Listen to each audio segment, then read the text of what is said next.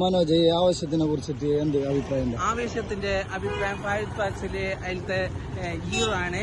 അപ്പൊ സൂപ്പർ സിനിമയാണ് ആവേശം, എല്ലാവരും കാണേണ്ട സിനിമയാണ്.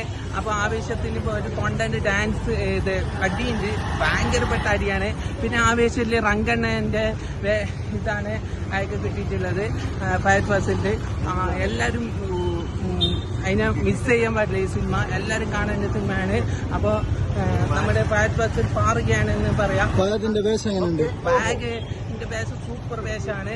അപ്പൊ അതില് ബോറിംഗ് ടൈം ഒന്നുമില്ല, ഫുള്ള് മ്യൂസിക്കും പിന്നെ അതിന്റെ സംഭവം ഭയങ്കര ഫാന്റാസ്റ്റിക് എലസ്റ്റിക് ആൻഡ് ബൂസ്റ്റ് സിനിമയാണ്.